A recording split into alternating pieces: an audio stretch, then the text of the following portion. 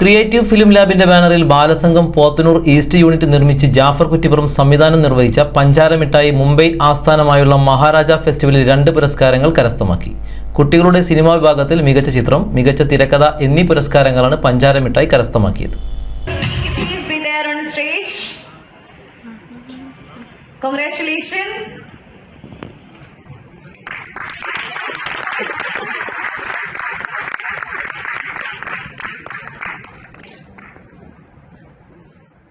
മികച്ച ചിത്രത്തിനുള്ള പുരസ്കാരം സംവിധായകൻ ജാഫർ കുറ്റിപ്പുറവും, മികച്ച തിരക്കഥയ്ക്കുള്ള പുരസ്കാരം ചിത്രത്തിന്റെ തിരക്കഥാകൃത്ത് ഫാറൂഖ് മുല്ലപ്പൂവും സ്വീകരിച്ചു.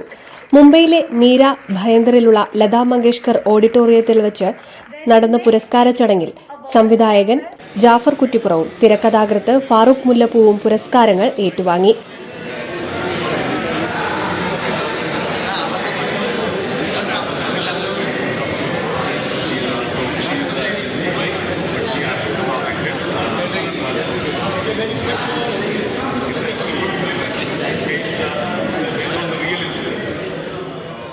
ഇതിനോടകം നിരവധി ഫെസ്റ്റിവലിൽ പങ്കെടുത്ത് പുരസ്കാരം കരസ്ഥമാക്കിയ പഞ്ചാര മിഠായിൽ എടപ്പാൾ പോത്തന്നൂരിലെ 65ഓളം ബാലസംഘം കുട്ടികളാണ് അഭിനയിച്ചിട്ടുള്ളത്.